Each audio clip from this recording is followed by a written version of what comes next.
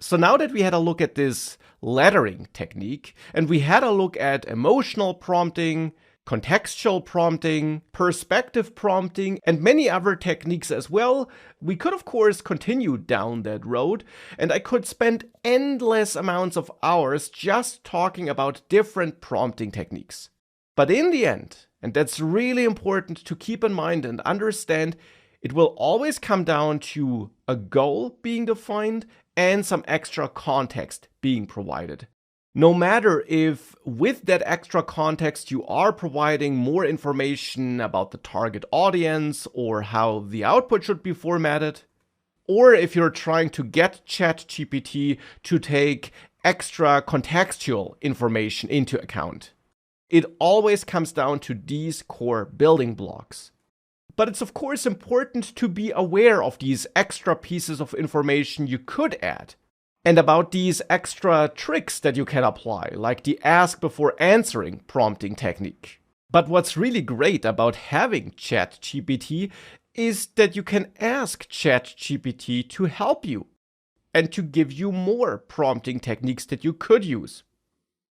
For example, here I'm giving ChatGPT a role, and I'm then giving it the goal of providing me with 10 useful ChatGPT prompting techniques. I tell ChatGPT which kind of output format I want to have, and I use one-shot prompting here to give ChatGPT one example, in this case here contextual prompting. With this, ChatGPT again gives me contextual prompting here, but then gives me an example for contextual prompting, as well as other prompting techniques that I can use to get better results from ChatGPT. Now here in the list it gave me, you will actually see many techniques which I actually covered in this section, since of course in this section I tried to focus on the most important and useful techniques, but it's super important to be aware of the fact that you can ask ChatGPT to tell you how you can use it in a more efficient way.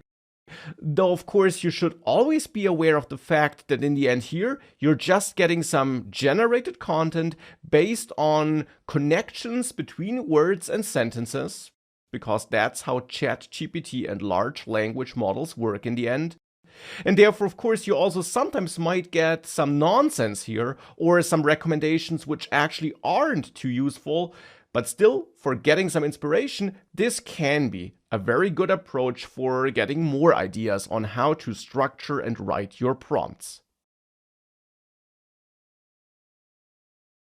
Now, when it comes to letting ChatGPT help you write prompts, you're not limited to getting prompt ideas from ChatGPT. Instead, you can also let ChatGPT help you by asking ChatGPT which extra information could be provided by you to get a better output. And if that sounds familiar to you, that's of course the core idea behind ask before answer prompting. But you're not limited to the ask before answering prompting technique. Instead, you can of course also ask ChatGPT which extra information could improve its response after it gave you a response, by simply sending a follow-up message like this one here. Which extra information do you need to create a better tweet, or whatever you were requesting? For example, here I asked ChatGPT to give me 3 advantages of JavaScript over PHP, and it did indeed give me some decent advantages here. But nonetheless, I can of course ask ChatGPT which extra information it would need to give me a better list of advantages, and it then does tell me which extra information is needed. So even though we did not use the ask before answer technique here, I did not add this extra paragraph in my first initial prompt, we can still refine the response we got from ChatGPT by simply asking a follow-up question and then falling back to this ask before answer approach, kind of, you could say, since we do ask ChatGPT which extra information it needs. It then tells us which information is needed, and we could then provide this extra information to get a better result.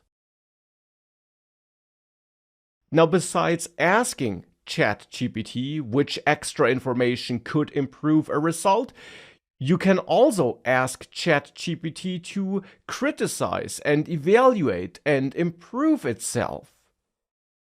You can, for example, ask ChatGPT what could be improved about your tweet if you did ask it to create a tweet.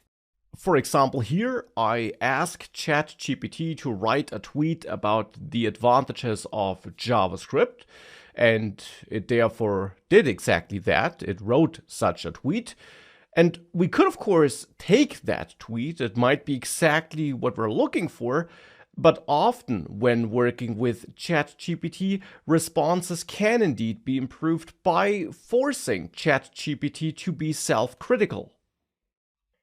Here, for example, we can get ChatGPT to improve this tweet by asking it whether the tweet can be improved and how it could be improved, and to then also apply those improvements.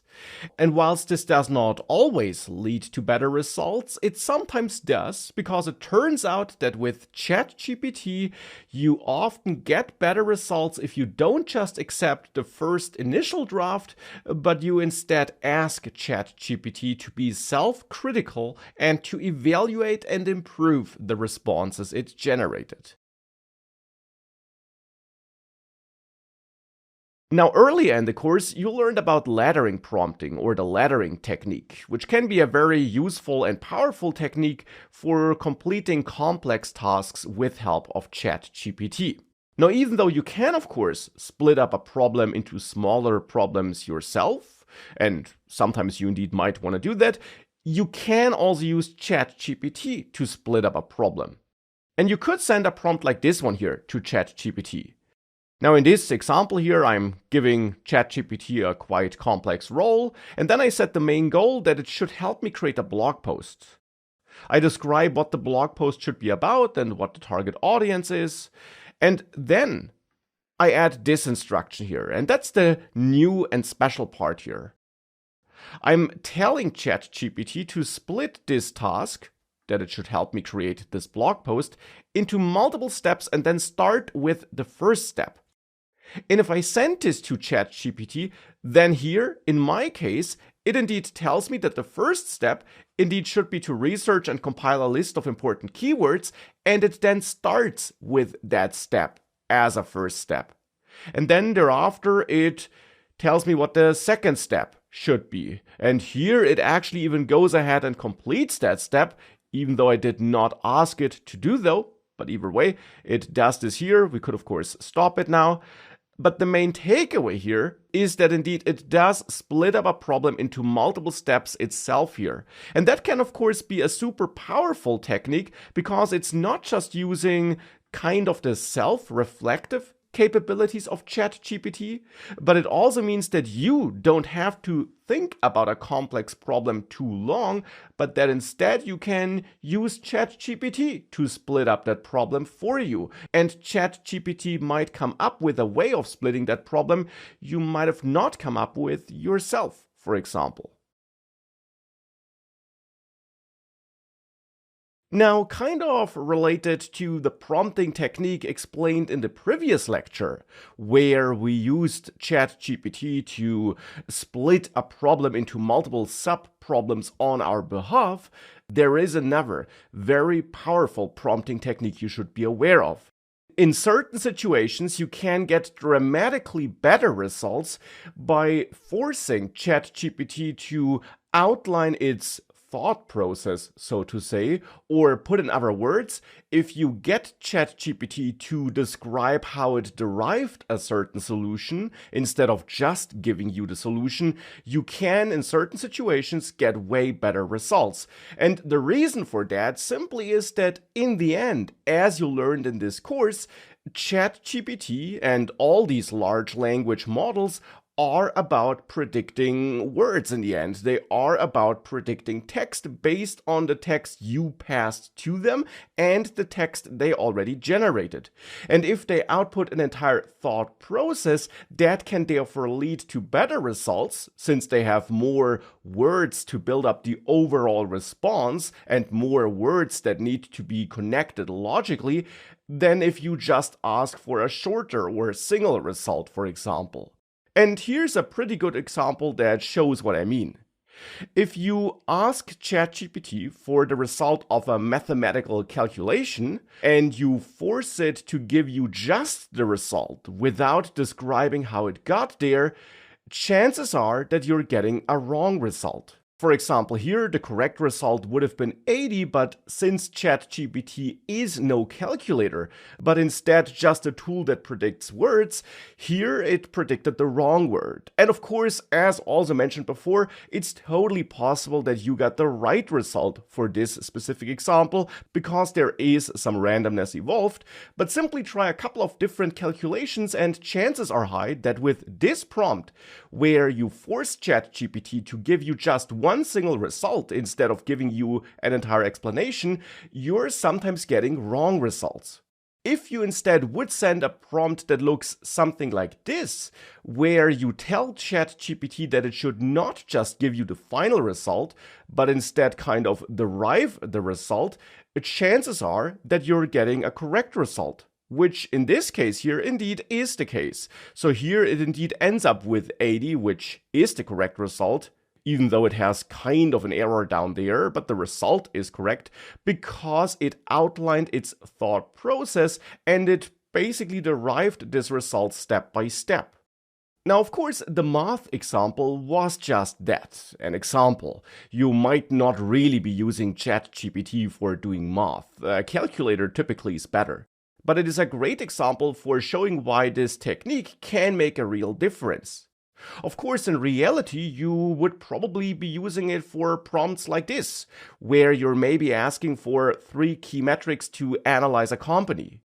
You might be getting good results here no matter how you post this prompt or how you send this prompt, but you also might get better results if you get ChatGPT to outline its thought process that leads to certain metrics being suggested. Now here in this case, it turns out that it actually gave me more than 3 metrics, or to be precise, it kind of gave me 3 groups of metrics here with sub-metrics or certain factors I might be looking for. And of course, we could then get ChatGPT to check its own response, to be self-reflective, to maybe narrow this down to just 3 metrics overall if we wanted to. But what you can see is that indeed it does describe in detail why certain metrics were picked, and therefore, as mentioned, this prompting technique where you get ChatGPT to outline its thought process can lead to better results.